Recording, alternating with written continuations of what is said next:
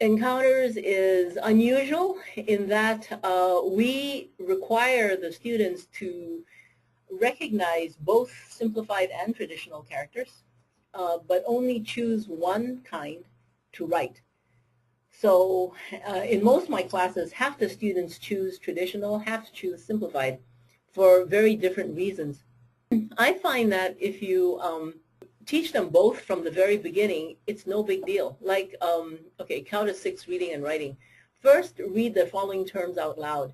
Because they know how to say I, I'm hoping that they can say I, me is 我, we is 我们, so they can actually read these by looking at the English. And then this activity is to match the simplified with the traditional.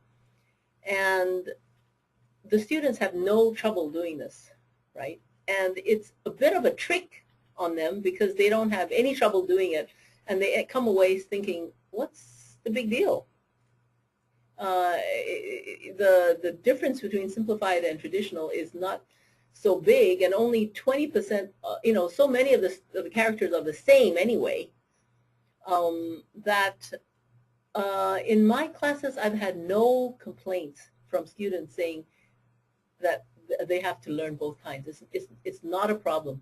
The only problem is when students transfer into my class from another class that has either used only traditional or only simplified, and then they say, oh, this is hard. If you start from the beginning, they don't think it's hard.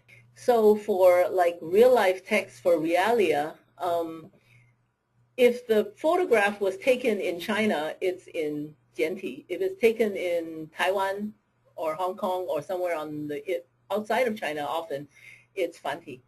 And again, we tend to give them a slice of life and ask them to focus on what they can do and don't worry about what they can't do. Like the sign, this top sign, 绿化、美化、净化，靠你、靠我、靠他. All they have to do is circle and label the terms me, you, and him.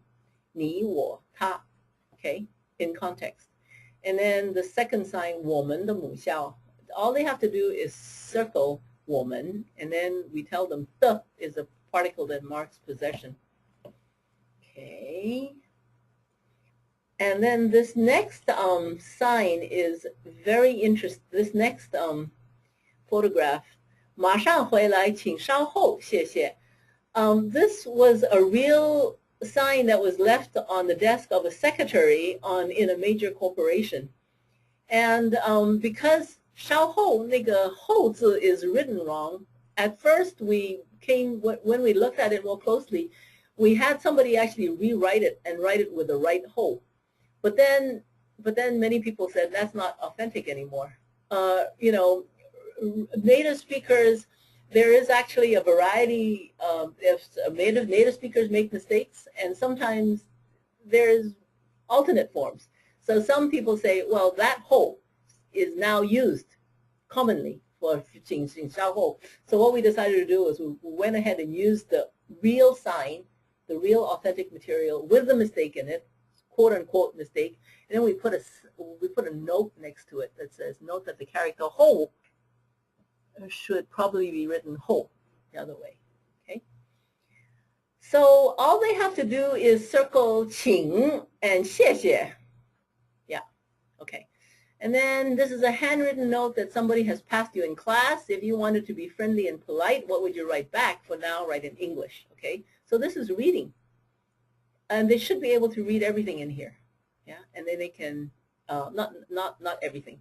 谢谢你告诉我, they don't know how to read that, but they should be able to guess what the questions are that are being asked, and we encourage them to guess. And then they write a response. They can write it in English. So, and then every unit we suggest that they write about 20 characters. Okay. You see that the characters for writing are written in both simplified and traditional. They pick one, and there is a character writing book that teaches stroke order and other useful information about characters that they can use. I generally ask them to turn in a page every day of handwriting for homework. And some students write, you know, very tiny and write many characters because they love writing. And some students only write a few, but that's up to the student. And then every lesson we have an authentic writing assignment. Write a brief note to a classmate telling him your name, asking for their name. Use characters as much as possible. Okay, then as a recap, that's where our vocabulary lists are and the grammar is. So this is a recap of all the grammar that's been covered, that's been touched upon in this unit. We don't test them on grammar. We tend to test them on tasks, what they can do. But here is the grammar if they want to look at it.